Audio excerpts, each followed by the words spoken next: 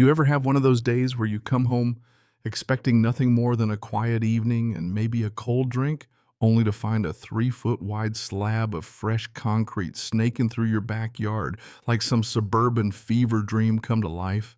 Yeah, that happened to me. And let me tell you, it set off a chain of events that turned my little patch of Virginia into a war zone, one I didn't start but sure as hell was ready to finish. See, I've always believed there's a certain peace in knowing where your lines are, property lines, lifelines, you name it. My mother bought this land long before there were neighborhoods, long before the Timbergate Meadows HOA sprang up with their matching mailboxes and beige vinyl fences. Her name's still on the original deed right under mine in bold blue ink. I never bothered to take hers off. Felt like bad luck, you know? I teach property law for a living, so when it comes to boundaries, I know exactly where I stand legally and otherwise. At first, the HOA just sent me those cheerful little letters. Dear Mr. Collier, please consider joining the community. I'd send back a copy of my deed and a polite no thank you. They upped the ante with accusations my grass was too wild, my solar panels were visually disruptive, my mailbox wasn't up to code. I kept sending my paperwork like a priest with his Bible. They kept up the flyers and the not-so-subtle shaming, but I ignored it. Annoying, sure. Dangerous, not yet. Then came the day I was out of town at a legal symposium talking eminent domain property abuse, the usual. That's when my neighbor Carl texted me. Hey man, you know there's a concrete crew on your lawn? I swear I read that message 3 times before it sank in. Carl said they'd started at Dawn Cement Mixer Workers, the whole deal. I hadn't ordered anything. Booked the first train home, barely slept. Pulling up to my house, the first thing I saw wasn't the concrete, but the sign, Future Access Path Community Use Only, staked right next to my mother's old oak. And behind it, a ribbon of wet, gleaming concrete cut straight through my fire pit, my garden, my fresh ryegrass, all the way to the dirt road at the edge of the county trail. The smell hit me, wet cement and arrogance. You ever feel your blood go cold? I walked the path like it might vanish if I blinked. But it was real, all right. Checked my cameras, caught the whole thing. Crew rolled in at dawn, worked fast, left before 9:30. No notices, no calls, no permits on my door, nothing but that smug sign. It was like they decided my land was theirs just because they wanted it. I didn't go for the sledgehammer even though I wanted to. No, I went for the evidence tripod drone, the whole 9 yards. Documented every inch where it cut across the utility markers, the boot print in the concrete, the damage to my irrigation. Then I called Marcus, old friend, civil rights attorney, champion of lost causes, and the kind of vindictive justice that tastes like bourbon. He came right over. We combed through deeds, boundary surveys, Karen's letters, Karen being the HOA president, and by all accounts the neighborhood's self-appointed emperor of conformity. Marcus spotted it first, a permit application on the county website filed by the HOA for community access path expansion. Only problem, my signature was forged sloppy like someone copied it from an old check. That's felony territory, Marcus said. And with every bit of evidence, it became clear this wasn't just Karen being pushy. This was fraud, plain and simple. A day later, I got a call from John Miller, said he was on the HOA enforcement committee, but this wasn't official business. Some of us didn't sign off on that path, he said. And Karen, she's gone too far. Claimed he'd been working with the county prosecutor watching a pattern of overreach. Was he for real? My gut said yes. His voice wasn't desperate, just tired, like a guy who's seen one train wreck too many. By now, Marcus had called in a surveyor to confirm my lines, GPS, GIS, everything ironclad. The county sent over the full permit file. Karen's name was on every page. Digital signatures, meeting minutes, except the metadata was off. The unanimous vote was recorded days after the supposed meeting. Amateur hour. And then jackpot, a quote from the paving contractor, paid from the HOA account, no sign of actual approval.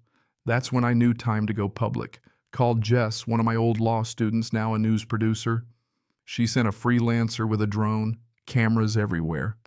Then at sunrise, I put on my work gloves and walked out for the main event. First, I ripped out that community use sign and dropped it in the grass. Then I fired up the electric jackhammer. Concrete shattered chunks, flying dust in the air, sun catching every jagged edge. Felt like tearing out a tumor.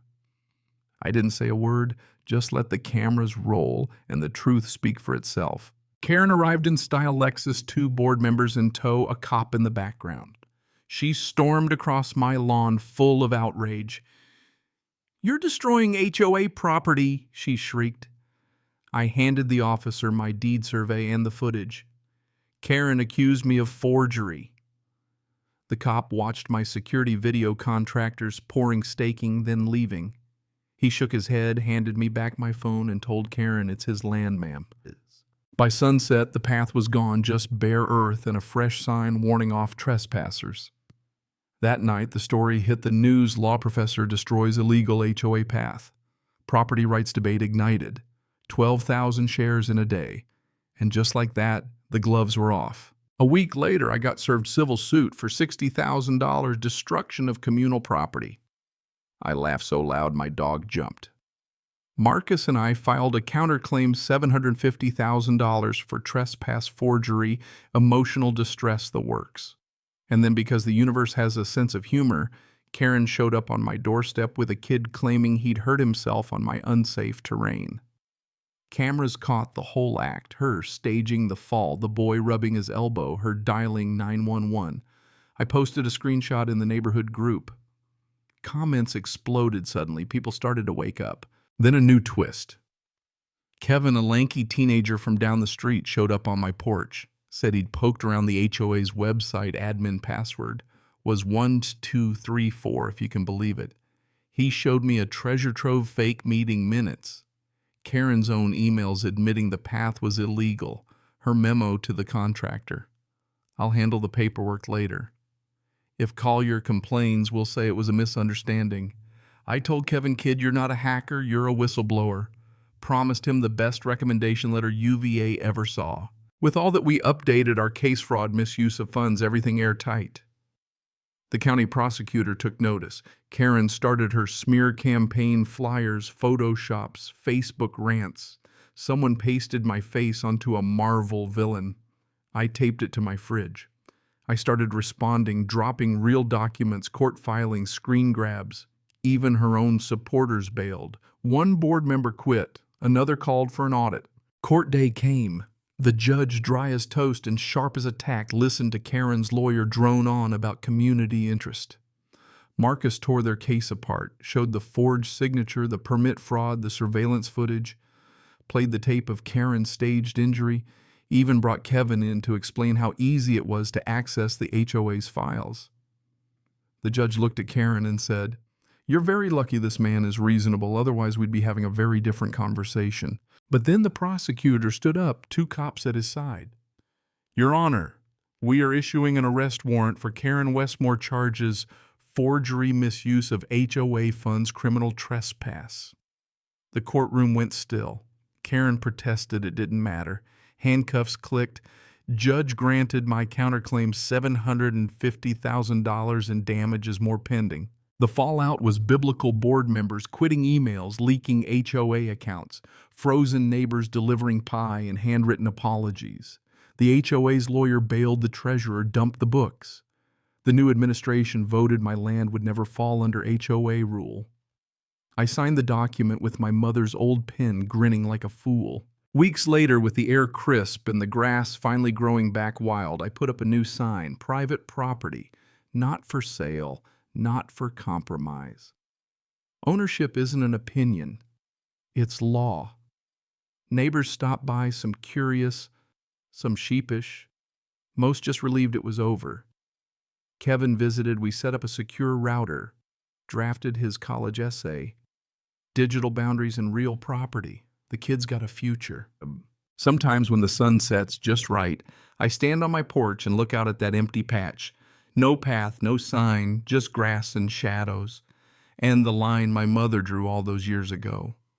The war is over, but the lesson's permanent. You push hard enough and eventually the ground pushes back. So let me ask you, where do you draw your line? Would you stand your ground even if the world tells you to roll over? Drop a comment below. Tell me what you do. Share your own story about standing up for what's right. And hey, don't let anybody pour concrete on your legacy, not without a fight.